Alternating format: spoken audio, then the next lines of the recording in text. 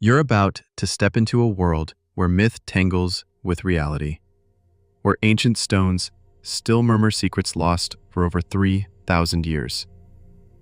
What if I told you the legendary Labyrinth of the Minotaur wasn't just a bedtime story, but a place you can actually explore today? Welcome to the Palace of Knossos, where every corridor hides a puzzle and every painted wall whispers a tale that could rewrite everything you thought you knew about ancient civilizations. Standing here in the heart of Crete, surrounded by the remnants of Europe's first great civilization, and you can feel the weight of history pressing down on you. The Minoans built something so extraordinary here that it inspired legends for millennia. But here's what most people don't know. The real labyrinth is far more incredible than any myth could ever capture. Let me paint you a picture of what this place was like 3,500 years ago. Imagine walking through these very corridors when they were alive with activity. The walls weren't crumbling ruins, but vibrant frescoes depicting dolphins leaping through azure waters, bull leapers performing death-defying acrobatics, and priestesses commanding sacred rituals. The air would have been thick with the scent of olive oil and incense, while the sound of flowing water echoed through sophisticated drainage systems that rival modern engineering. The Palace of Knossos wasn't just a building, it was a living, breathing organism that housed up to 12,000 people. Think about that for a moment. While most of the world was still living in simple huts, the Minoans had created a complex urban center with multiple stories, advanced plumbing, and rooms dedicated to everything from sacred ceremonies to international trade. But here's where it gets really fascinating. As you walk through these corridors, you're following the same paths that inspired the myth of Theseus and the Minotaur. The ancient Greeks who came here centuries after the Minoans had vanished were so overwhelmed by the complexity of this place that they couldn't believe humans had built it. They thought it must be the work of gods or monsters. And you know what? You understand why they felt that way. Standing in the central court, surrounded by these massive walls that rise like cliffs around you, there's something otherworldly about this place. The acoustics are perfect.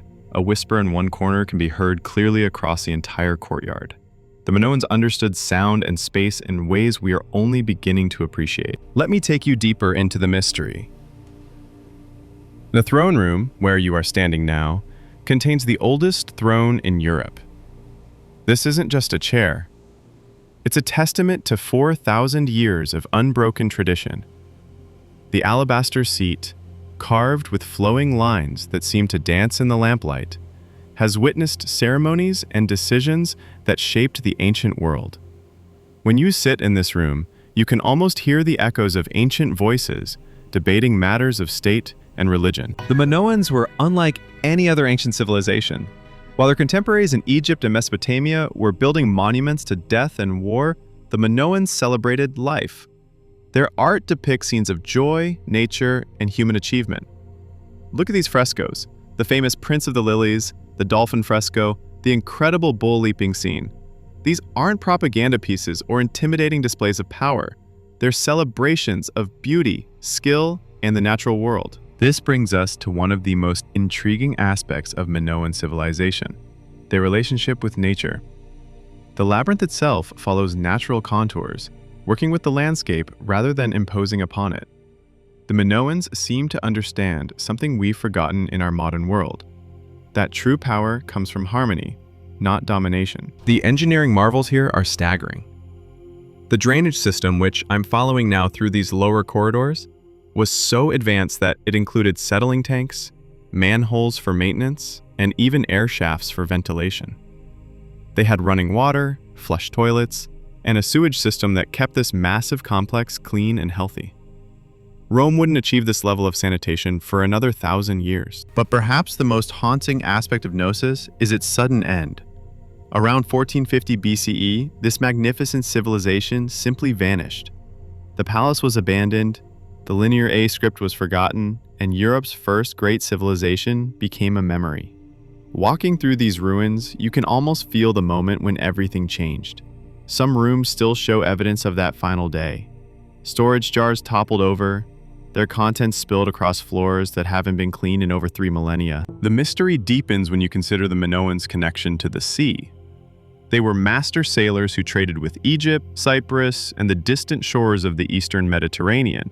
Their ships brought back gold, ivory, and precious stones, but they also brought back ideas, technologies, and cultural influences that made Knossos a cosmopolitan center unlike anywhere else in the ancient world. As you explore these ancient corridors, you are struck by how the Minoans understood the power of storytelling.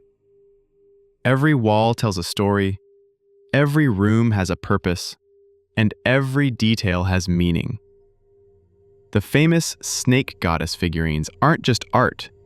They're religious icons that reveal a sophisticated understanding of feminine power and natural cycles. The bull-leaping frescoes aren't just decoration. They're records of sacred rituals that connected humans to the divine through displays of incredible courage and skill. The layout of the palace itself tells a story. It's not a fortress designed to keep enemies out. It's a welcoming space designed to bring people in. The open courtyards, the grand staircases, the elaborate reception halls, everything about this place speaks to a civilization that was confident, prosperous, and secure. They didn't need massive walls or intimidating architecture because they had something better.